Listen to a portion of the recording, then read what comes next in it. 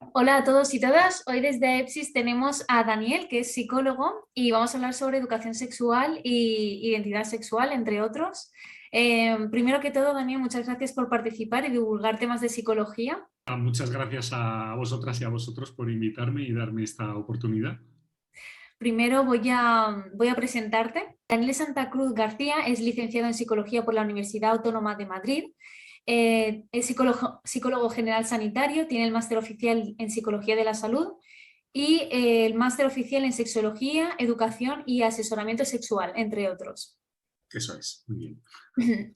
Y bueno, quería empezar la entrevista lanzándote esta pregunta o hablar sobre la importancia de la educación sexual. La importancia es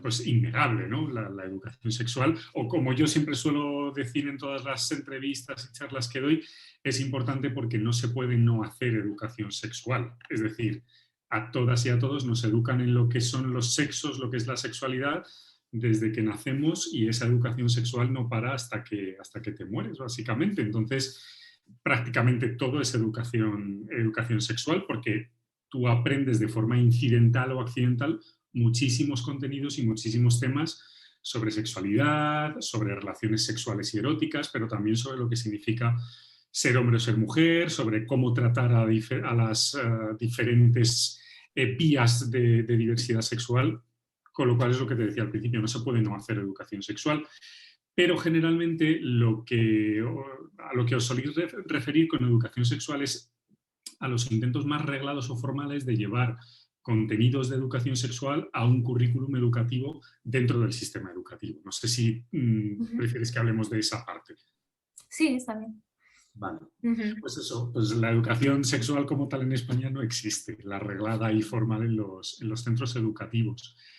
Sí que es verdad que con la LOCSE en los 90 se planteó la cuestión de la transversalidad, de que había que hablar de educación sexual a nivel transversal en el currículum académico, pero se dejó un poco a elección del profesor o la profesora que quisiese hablar del tema.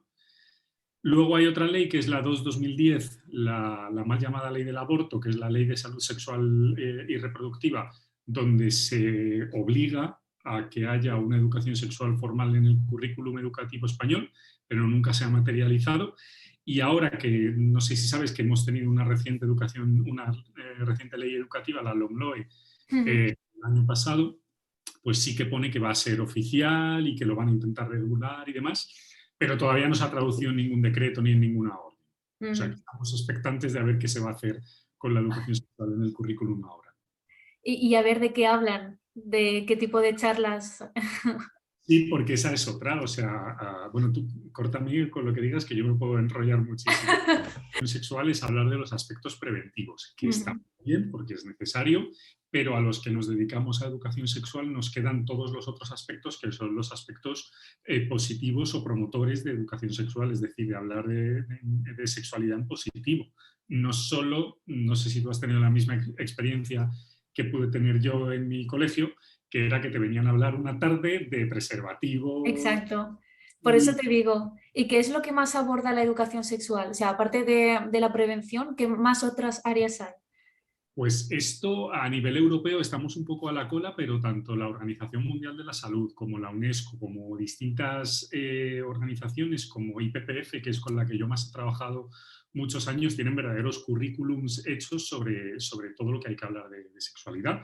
Y hay que hablar de anatomía y fisiología del cuerpo, por ejemplo, hay que hablar de todas las partes del cuerpo, que no es habitual que, por ejemplo, en las clases de ciencias naturales o biología sí se habla, pero se habla de refilón y se habla a lo mejor ya cuando estás en educación secundaria, cuando esto es algo que hay que ir hablando desde pequeñitas y pequeñitos. Hay que hablar de género, hay que hablar de violencia de género. Um, hay que hablar de identidad, hay que hablar de orientaciones, hay que hablar de relaciones, hay que hablar de negociación, hay que hablar de consentimiento, hay que hablar de comunicación de emociones. Es que por eso te decía que todo el tema de la educación sexual es inabarcable prácticamente. ¿Y qué relación tiene tener una buena educación sexual con las inseguridades, los miedos, los prejuicios? Pues básicamente sí sabemos que en los países y en los entornos donde se hacen programas regulados de educación sexual sí que se mejora la percepción de la sexualidad y mejoran pues, prejuicios que se puedan tener, por ejemplo, contra las personas LGTBI, pero también prejuicios contra las mujeres. También la educación sexual se ha demostrado como una herramienta eficaz frente a la transmisión de infecciones de transmisión sexual, valga la redundancia, o ante los riesgos de embarazos no planificados. Es decir, que se plantea como ventaja lo mires por donde lo mires. El mito más frecuente suele ser que hablar de esto a los chicos y a las chicas les va a generar ganas de, pero no es así. Generalmente se encuentra lo opuesto, que conocer más las consecuencias que pueden tener los comportamientos sexuales o eróticos hacen que tú te lo pienses mejor antes de ponerte a hacer cosas que pueden tener consecuencias positivas o negativas, vaya. Has comentado antes LGTBI. ¿Qué significan estas siglas? Pues son siglas que vienen utilizándose ya desde hace bastantes años para hablar de aspectos de la sexualidad que pueden ser minoritarios o que pueden estar relegados a un segundo plano o incluso castigados y represaliados, como en España hace años o como en otros países. Y hacen referencia a lesbianas, gays, bisexuales y transexuales transgénero, aunque ahora también se habla de LGTBIQ para meter a las personas intersexuales o intergenitales y a las personas queer. ¿Y cuál es la diferencia entre transexual y transgénero? Pues tampoco sabría responderte muy bien porque dentro de cada colectivo utilizan a veces las palabras como sinónimos y otras veces hacen la diferencia entre personas transexuales que han recurrido a una cirugía genital y personas transexuales que no, pero también en otros colectivos hacen referencias a personas que se identifican o que viven su sexualidad desde una forma no binaria, binaria, y personas que viven su sexualidad de una forma, su género, mejor dicho, de una forma no binaria. O sea que no hay tampoco como mucho acuerdo entre lo que es transexual y lo que es transgénero. Por eso muchas personas utilizan directamente la palabra trans como un paraguas que abarca distintas formas de ser o transgénero. Vale. Siguiendo así con el tema de sexualidad, ¿existe realmente la bisexualidad? Pues también, rotundamente sí. Cuando me hacéis esta pregunta siempre pienso, esto es como cuando los psicólogos nos dicen, no creo en los psicólogos. Yo, pues aquí estoy, soy un psicólogo, ¿no? Yo no creo en los arquitectos, no podría decir eso. Entonces hay mucha gente que dice, no, es que la bisexualidad no existe, o eres homosexual o eres heterosexual. No, la bisexualidad es otro fenómeno en el que te atraen ambos sexos y está claro que existe.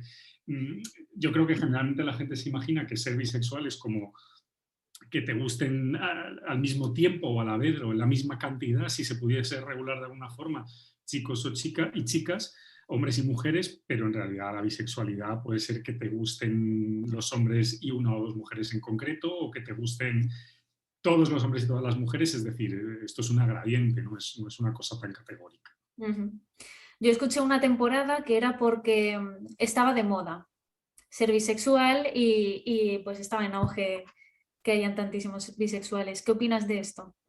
Bueno, yo creo que lo que está de moda es no castigar a las personas que se nombran a sí mismas homosexuales, bisexuales, transexuales, y eso no es ponerse de moda, eso es que de repente a la gente no la castigan, no la pegan, no la matan y puede vivir abiertamente una sexualidad que probablemente ya estaba antes, como nos dicen muchos registros históricos, que prácticamente en todo momento histórico y en toda cultura existen personas LGTBI. Entonces, ¿ser homosexual es una enfermedad? Pues no, tampoco. No nada de enfermedad. Esto ya va quedando cada vez más abandonado. No, la orientación de las personas es un fenómeno muy complejo, con múltiples causas que pueden mostrarse de muchísimas formas y no es una enfermedad, es simplemente una evidencia más de la compleja y rica sexualidad humana. Lo que es un problema es la homofobia, que también es como una frase mantra de sexólogas, sexólogos y psicólogos, que eso es lo que sería la verdadera enfermedad, ¿no? Discriminar a una persona porque no sienta o no actúe como tú decides que debe actuar o sentir.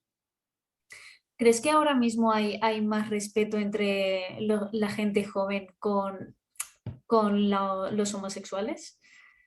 Sí que es verdad que todavía quedan bastiones y quedan personas que pueden mostrar conductas homófobas o conductas de odio o de incluso miedo hacia personas homosexuales, bisexuales, LGTBIQ. Ujú. Pero no, la gente, las generaciones que nos siguen nos van a desmontar la cabeza a los que nos vamos quedando ya atrás, porque los niveles de aceptación son brutales. Ujú. ¿Y estos niveles de aceptación son gracias al entorno o a los padres? Porque si los padres sí que vienen de otra generación más con otra mentalidad, ¿tú crees entonces que es? Bueno, yo creo que al final los padres forman parte del entorno encima. Ujú.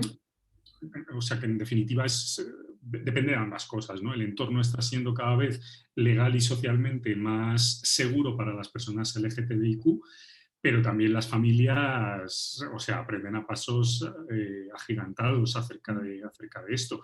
Insisto, lo que no quiere decir que todavía haya que trabajar y haya casos donde haya homofobia, que también está habiendo un repunte, pero en general como sociedad somos cada vez más abiertos con la diversidad sexual y de género. No está mal, Vamos, vamos trabajamos a... mejorando. ¿Qué pasa si soy homosexual y mi familia no lo acepta? Pues bueno, pasan muchas cosas. Yo me dedico a la clínica y tristemente sigue siendo un motivo por el que chicos y chicas, hombres y mujeres pueden venir a terapia. Entonces hay gente que lo que después de evaluar y de investigar las opciones que tiene, la única solución que le queda es romper ese contacto familiar y crearse su propia familia con amigos, con parejas, con otras relaciones que le supongan esa familia. Mm. Pero también te encuentras familias que aceptan y respetan y entienden la diversidad sexual y de género, y familias que al principio no, pero poco a poco lo van comprendiendo y aceptando, o familias que llegan a aceptar hasta cierto punto, y muchas veces mis pacientes son felices con que puedan hablar de su pareja en casa, pero que no se considere, yo qué sé, en otros aspectos, ¿no? Ujú. Está bien. Pues Daniel, para finalizar, me gustaría que me comentaras algunos mitos sobre la sexualidad. Que hay, Los que hay más, los que digas que te han impactado más. Pues a ver, cuando yo me dedicaba a educación sexual, que antes lo hacía más que ahora, iba más a los institutos y a los coles a hablar de sexualidad, pues había verdaderas lagunas en cuanto a aspectos básicos de la sexualidad, como de dónde vienen los niños. Cuando trabajaba en planificación familiar, que también resolvíamos correos con dudas, te encontrabas cosas como me he tocado con mi pareja con la ropa puesta, me tengo que hacer un test de embarazo. Prometo que eso me lo he encontrado yo en siglo XXI como tal. ¿Ves? Por eso es necesaria una buena educación sexual. Por supuesto. Y luego más a nivel ya como terapeuta, lo que me Ujú. encuentro es que la gente, no a los niveles LGTBI ni a niveles más a lo mejor complejos, sino que no entiende que las personas pueden vivir las relaciones de pareja de forma distinta como yo las concibo, y que a mí me pueda enfadar que tú salgas con X personas o que hagas esto. No, no estoy hablando de casos de violencia ni de discriminación, sino de no entender que mi pareja es una persona distinta y que por lo tanto puede pensar y hacer cosas distintas a mí. Y eso te lo encuentras mucho en terapia. Es que no entiendo cómo te puede enfadar esto. Pues es que soy una persona distinta a ti, me enfado que Exactamente. a ti. Es verdad, verdad. Bueno, pues Daniel, muchísimas gracias por tu tiempo. Si quieres aportar algo más.